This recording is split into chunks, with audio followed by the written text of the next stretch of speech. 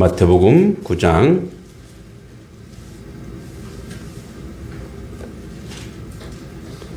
9장입니다.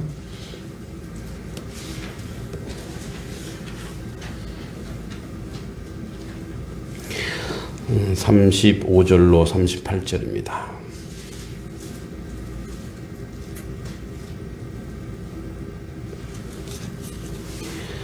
자, 4절입니다. 우리 같이 한번 천천히 읽어보겠습니다. 시작. 예수께서 모든 도시와 마을에 두루 다니사 그들의 회당에서 가르치시며 복음을 전파하시며 모든 병과 모든 약한 것을 고치시니라. 무리를 보시고 불쌍히 여기시니 이는 그들이 목자 없는 양과 같이 고생하며 기진함이라. 이에 제자들이 이르시되 추수할 것은 많되 일꾼이 적으니 그러므로 추수하는 주인에게 청하여 추수할 일꾼들을 보내주소서 하라 하시니라. 아멘. 우리 옆사람 앞뒤 사람 인사하겠습니다. 잘 오셨습니다. 예, 주님의 이름으로 문안합니다. 네, 감사합니다. 네, 장로님 기도에도 나왔지만 산불로 경상도 지역에 많은 곳이 이제 산맥이 붙어 있기 때문에 강풍으로 인해서 사망자가 거의 30명 가까이 나왔고 이재민도 1,000명 이상. 근데 또 이제 교회를 보니까 이 교회들이 또 이렇게 저희도 막 이 뒤에 산불이 나면 바로 타죠. 교회들이 많이 전소됐어요. 교회도 전소되고 사택들도 많이 불에 탔고, 네, 지금 그런 상황이죠. 그리고 미얀마에서는 지금 7.5 강진으로 1만 명 이상 사망자를 예측하고 있습니다. 세계 곳곳에 기온 이상으로, 어제도 짧은 시간이지만 눈보라가 제가 어저께 마침 또 우리 신효진 권사님 못 오시니 또 신방 겸 갔다가 눈보라가 아주 몰아쳐서 이 봄에 우리 권사님 저 장로님이 이렇게 꽃 심어놓은 위에다가 눈이 아주 소복하게 담겼어요. 네, 세상은 아주 이상 기온으로 여러 가지 여러 모양으로 어려움을 당하고 있습니다. 또 계속 기도하면서 어려운 중에 있는 열반과 온 세계와 그리고 우리 지체들, 특히 이민족 가운데 어려움 속에 있는 지체들을 위해서 늘 기도하는 그런 사순절 기간이 되었으면 좋겠습니다. 네, 우리가 이제 사람이 교회도 그렇고 직장도 그렇고 모든 곳에 이제 사람이 중요한데 그 중에서 이제 일꾼이 참 중요하죠. 그래서 이제 우리가 요즘 구인 구직 엄청나게 구하지만 사실은 우리가 어떤 일을 하기 위해서 정말 그 일이 지속되기 위해서 사람이 중요하죠. 그러니까 우리도 이제 이쪽 부추를 하니까 이제 그 외국인 노동자들이 이렇게 오시잖아요. 오시면 아주 손이 빠르고 일 잘하는 사람 있죠. 아주 그분들은 재구매, 그러니까 다시 이제 구직이 돼서 이렇게 오시죠. 그런데 또 안 그런 사람이 있어요. 근데 약간 이제 나라마다 제가 보니까 이렇게 신방 가 보니까 나라마다 이렇게 그 특성이 있더라고요. 그죠? 이쪽에서는 베트남이 되게 인기가 많던데, 그죠? 베트남 사람들이 손도 빠르고 또 아주 재능도 있는 것 같아요. 그런 면에서 일꾼이 참 얼마나 중요한지. 그래서 저도 생각을 해봐요. 나는 어떤 일꾼일까? 이제 손재주 이런 건 없었어요. 늘 어렸을 때 그 부모님으로부터 특히 아버지로부터 듣는 말이 여동생은 이제 또 이게 잘해요. 이렇게 뭐를 이렇게 시켜놓으면 깔끔하고 아주 잘한단 말이에요. 근데 저는 거기에 비해서 그냥 대충 한다고. 대충 한다고. 근데 이제 대충 하는 게 아니라 저 나름대로 최선을 다하고 있는데 이제 눈에 성에 안 차는 거죠. 성에 안 차는 거예요. 그러니까 이제 각 은사마다 좀 다르긴 합니다만, 그래서 일하는 사람, 일꾼이 우리는 상당히 중요하다. 그래서 이제 사람이 얼마나 중요한지 모든 산업이나 모든 사업이나 농사나 사실은 첫 번째가 사람이죠, 사람. 근데 이제 우리는 사람을 도구화 시킬 때가 있어요, 도구화. 기능화 시킬 때가 있다고. 그러니까 이제 어떤 결과를 맺기 위해서 어떤 사람을 써야 되는데 그럼 너무 마음에 안 드는 거예요. 마음에 안 들다 보면 이제 사람을 바꿔치기 하고, 그래서 이제 그런 거는 일하는 거에 결과물이 없어서 사람을 이제 바꾸고 하는 건 좋은데, 그래서 이제 생산성을 높이는 건 좋은데, 그러다 보니까 사람의 가치를 매기게 됐어요. 그래서 그걸 뭐라고 얘기하면 능력 있냐, 능력 없냐. 이런 차원으로 이제 점점 전락되기 시작하는 거죠. 그러니까 사람이 하나의 인격과 그 성품이 아니라 그 사람을 값으로 매기기 시작하겠어요. 그래서 그 사람을 값으로 매기면서 사람 가치 있다, 가치 없다. 그리고 이제 그런 것이 결국은 산업사회에서는 생명경시 현상까지 일어나게 되는 거죠. 그런데 오늘 예수님은 모든 도시와 마을을 두루 다니시는 거예요. 그러니까 예수님의 선정 기준은 능력 있는 사람이 아닌 거죠. 실력 있는 사람이 아니고 그냥 모든 사람이에요. 그러니까 예수께서 모든 도시와 마을을 두루 다니사 그들의 해당에서 가르치시며 천국 복음을 전파하시며 모든 병과 모든 약한 것을 고치시니라, 이렇게 얘기합니다. 그러니까 예수님이 이 고칠 때는 이 고침에 어떤 조건이나 내용이 없는 거예요. 무조건 모든 병자, 약한 사람을 고치시는 거예요. 그런데 예수님이 오기 전에도 우리가 잘 알듯이 생명은 대단히 경시되었어요. 근데 예수님이 사실 그 틀을 바꿔버리셨어요. 천하보다 귀하다. 우리 그런 얘기 많이 하죠. 한 영혼이 뭐보다 귀하다 그래요? 온 세상보다 귀하다라고 하는 그 내용. 근데 이제 사실은 이 세상에 살아가는 많은 다양한 사람 중에 사람이 사람을 해하고 살인하고 이런 아주 몹쓸 사람들도 있죠. 근데 그런 사람조차도 하나님 귀합니까? 그런 사람조차도 하나님 가치 있습니까? 사람이 사람을 죽이는데 어떻게 그런 사람조차 가치 있다고 여기십니까? 라고 우리가 반문할 수 있죠. 충분히. 그런데 예수님은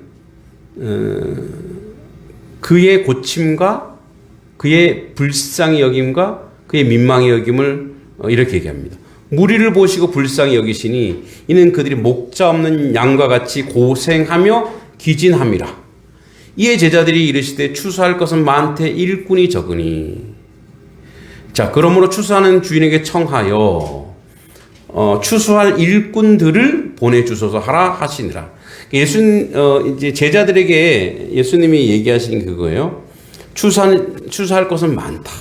그러니까 사방에 할 일이 보인다, 안 보인다? 할 일이 보이는 거예요, 예수님께서는. 근데 일꾼이 적으니 그러므로 추수하여 하는 주인에게 청하여 추수할 일꾼을 달라고 얘기하라는 거예요. 그러면 달라고 얘기하면 하나님이 주신다는 거예요, 안 주신다는 거예요? 주신다는 얘기예요. 근데 그런 전제 조건을 가지고 다시 이렇게 보면 35절부터 보면 예수님께서 두루 다니시는, 예수님이 3년의 공생에 얼마나 많이 다니셨겠어요? 그러면서 마을을 두루두루 구석구석 다녔다는 거예요. 그래도 가르치고 복음 전파하시고 병, 약한 것, 그리고 그걸 고치시는데, 근데 그 다음 절에 이렇게 나와요. 무리를 보시고 불쌍히 여기시니. 근데 일꾼의 틀이 있어요, 틀. 그러니까 일꾼을, 예수님이 가지고 있는 일꾼의 능력의 틀이 있는데 예수님처럼 하는 거예요. 무리를 보시고 불쌍히 여기니, 이렇게. 이거는 무슨 말이냐? 무리를 보시고 눈물을 흘리시니, 이겁니다. 그러니까 뭐냐면 공감하신다는 거, 공감. 남자 소변기에 가면 여성분들은 한번 가보세요. 몰래 이런 말이 있습니다.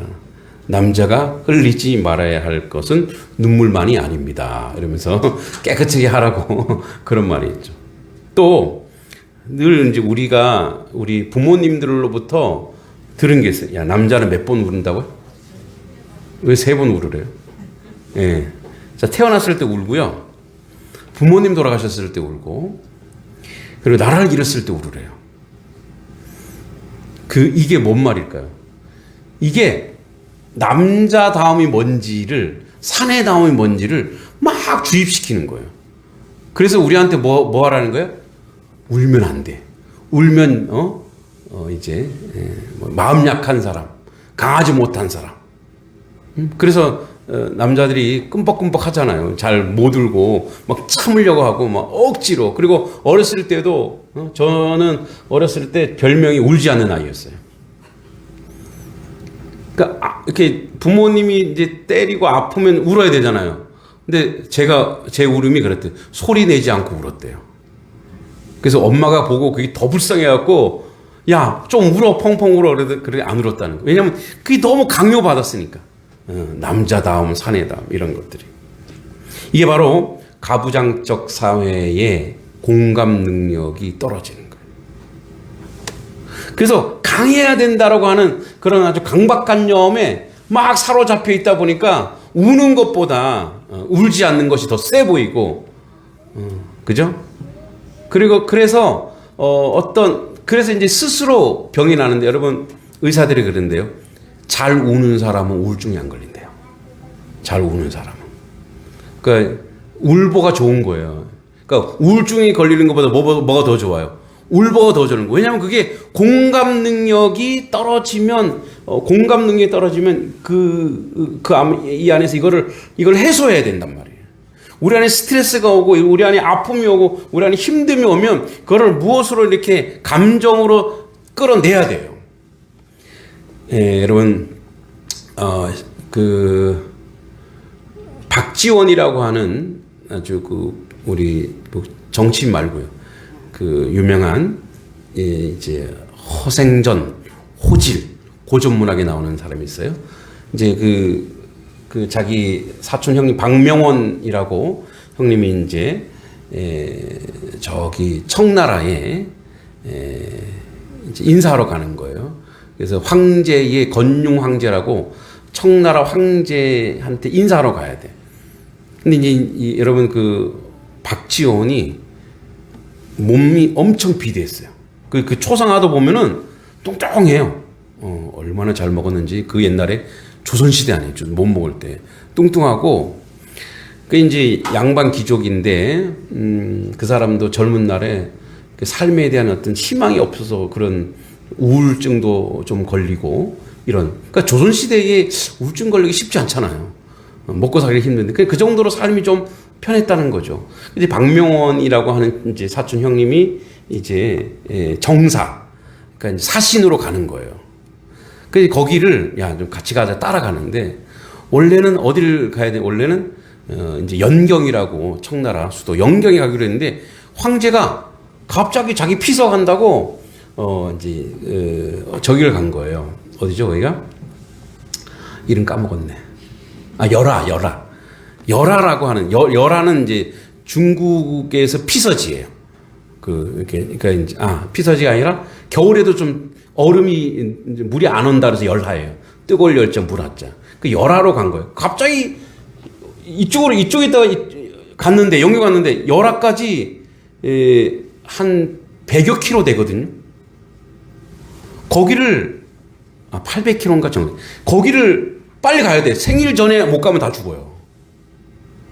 지 황제가 왔다 갔다 했는데 어떻게 하란 말이야. 그래서 일주일 동안 하루도 쉬지 않고 거기를 가요. 근데 이제 이 박지원은 안 가도 돼. 왜? 자기는 그냥 따라간 거거든. 그래서 그냥 여기서 그냥 놀다가, 저기 이제 여행 좋아하니까 필담하고 중국 사람과 대화는 안 통하고 필담하고 놀다가 하려고 하다가 딱 보니까 열하는요, 조선인이 갈 기회가 없어. 왜냐면 외부 사람은 거기 열하를 못 들어와. 왜냐면 황제의 휴양처거든. 그러니까 잘 됐다 하고 이제 쫓아간 거예요. 그 열흘 동안 가갖고 거기서 이제 이 글도 쓰고 거기서 딱 봤는데 이 우리나라에서 보지 못한 땅덩이를 본 거예요.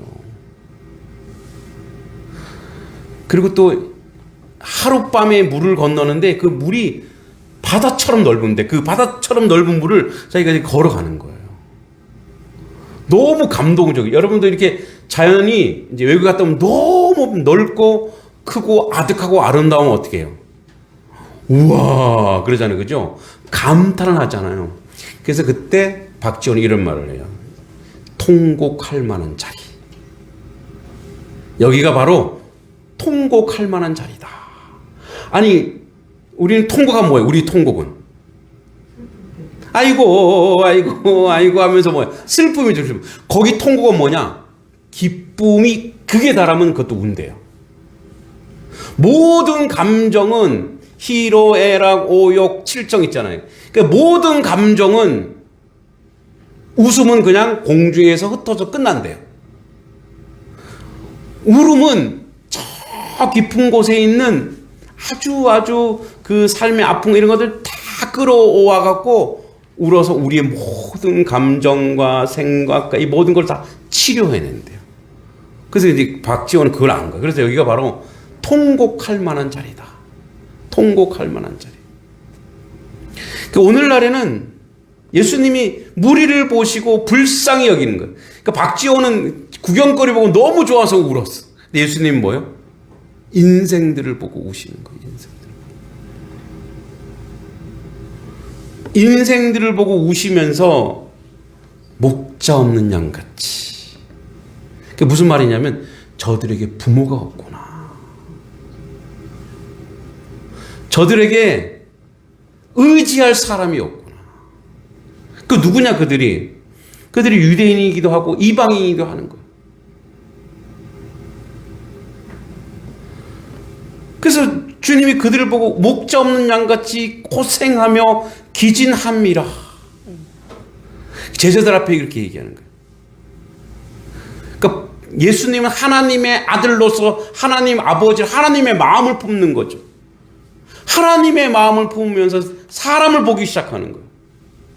그 사람들이 너무너무 불쌍하고 너무너무 고통 속에 살고 너무너무 아픔 속에 사는 거예요.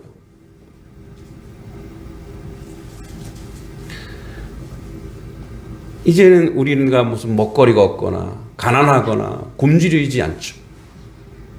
그런데 사실은 조금만 우리 이 겉 모양을 쏙 들어가서 보면은 그 가슴 속에 맺혀 있는 억울함과 아픔과 절망과 없는 사람이 없어.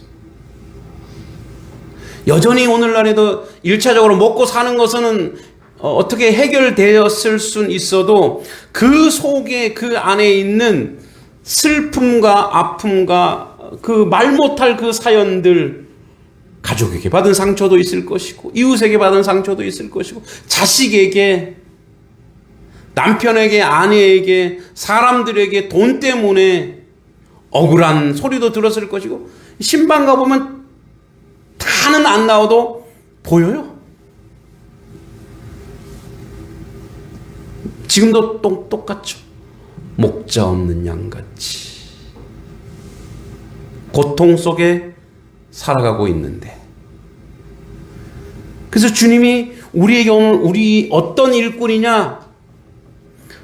세상에 공감하는 일꾼, 세상. 아픔에 공감하는 일꾼들이. 초두에 그 얘기를 했습니다만 산불 난 것 보고 저게 만약에 여기도 불이 나면 어떻게 돼? 여기도 우리도 다 산과 산이 붙어 있잖아요. 저도 처음에 여기 와서 잘 모르고 막 쓰레기 태운다고 막 태우는데 그렇게 하는 게 아니라 그러더라고요. 그렇구나. 근데 그 다음부터는 일절 쓰레기를 태우지 않습니다. 예, 이게 봄바람이 무서워요. 그죠? 작년에 단성리에도 그런 일이 있었고, 지금 여기도 보니까 안동에도 그죠? 사실 하지 말아야 될 건 하지 말아야 돼. 왜? 나를 위해서가 아니라 남을 위해서. 참 우리가 그런 부분 또 조심하고 또 조심해야 될 부분이긴 해요. 근데 여기 교회 와 보면은 냄새가 나요. 이 저녁 때 또 비가 보슬비가 내릴 때 꼭 어디서 뭔가 누군가가 이렇게 막 태우고 있는 그런 모습. 그런데 가서 하지 마세요 그럴 수도 없고, 주여.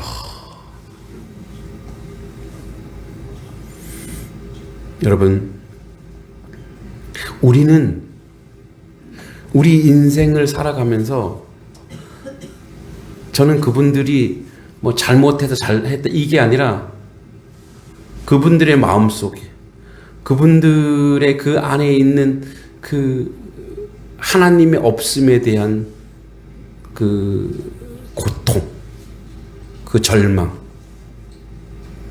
그래서 위로자가 없는 거예요. 그래서 오늘도 우리에게 주님이 얘기합니다. 우리 기독교의 특징이 뭐냐? 아주 호혜적이면서도 전 세계를 끌어안을 수 있는 그런 마음. 누군가가 나와 관계없는 저쪽 나라에서 누군가가 고통당하고 있으면 그렇지 뭐. 이게 나와 상관이 없는 일이라고 하면 절대 안 됩니다. 저 먼 나라에서 아이들이 굶주리고 있는 것이 우리와 나와 상관없다고 생각하면 절대 안 됩니다. 그러면 예수님이 애초에 십자가에 못 박힌 그 내용과 예수님의 십자가 사건이 그냥 예수님 유대인에만 머무는 거예요. 그럼 우리와 관계없는 거예요. 그럼 예수님의 구원은 우리와 관계없는 구원이 되어버리는 거예요. 예수님은 우리의 피 한 방울 안 섞였죠. 그런데 예수님이 우리를 위해 십자가 못 박인 것은 온 인류를 위하여예요. 온 인류를 위하여. 우리 마음속에서 예수님 십자가로 인해서 우리의 죄사함이 우리 안에 있다면 우리 또한 동일하게 온 인류를 위한 기도가 돼야 되고 온 인류를 위한 마음이 돼야 되는 줄 믿습니다. 그래서 우리는 누군가가 우리 이웃이 또는 우리 주변이 또는 내가 사랑하는 사람이 그런 우리 가까운 사람이 아닐지라도 여전히 고통받는 사람에 대해 책임감이 있어야 되고, 그래서 무리를 불쌍히 여기시는 공감 능력. 그래서 우리는 우리의 기도가 끊이지 않아야 돼요. 온 세계는 여전히 누군가는 죽어가고 있고 누군가는 고통하고 있고 어디는 전쟁하고 있고 어디는 여성들이 나약한 사람들이 그렇게 고통당하고 있고 우리도 옛날에 그랬듯이. 그래서 여러분 자꾸 공감하십시오. 그래서 예레미야가 뭐라 그래요? 눈물의 선지자.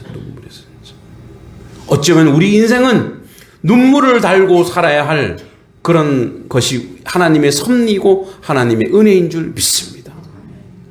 그래서 이제 총회나 이런 데서 미얀마나 또 이런 이제 헌금을 이렇게 모을 거예요. 그러면 우리는 어려우니까 아니요. 단돈 10,000원이라도 그들과 함께하고 그들과 공감하면서 그렇게 될 때 주님이 우리에게 목자 없는 양같이 고생하며 기진함이라 이에 제자들이 이르시되 추수할 것은 많되 일꾼이 적으니 그 일꾼이 누구냐? 주님 오늘 우리에게 합니다. 바로 너다. 할렐루야.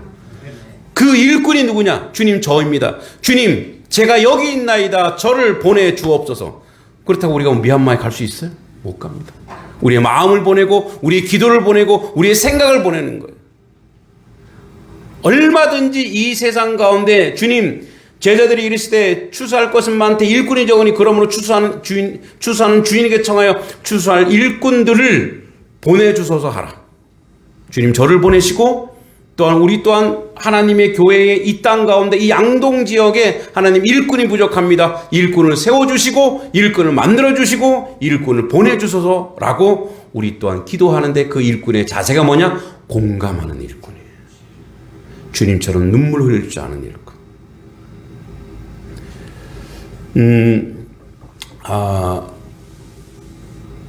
이 양동 지역을 다니면서 또 뭐 저기 그 휴게소도 가서 작은 거지만 나누면서 길거리를 전도하면서 그러니까 그전에는 몰랐던 하나님의 그 영성, 하나님의 은혜가 보이는 게 있어요. 얘기했지만 겉으로는 아무렇지도 않아요. 근데 그 한 사람 한 사람 속에는 그 사람의 우주가 들어있어요. 저 우리 주성이에게도 주성이의 우주가 들어있다고요. 그 고민과 아픔과 서러움과 힘겨움과 고난이 저 작은 아이든 큰 아이든 모두에게 그 아픔과 삶의 고단함이 다 묻어 있다고요. 없는 사람이 없어요.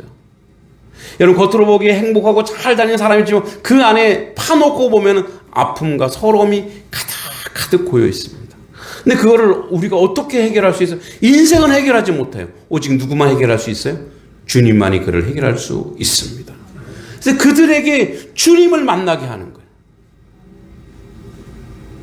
그들에게 주님이 누구인지 우리가 알게 하는 거예요. 그렇게 하기 위해서 일꾼된 자가 먼저 먹는 거예요.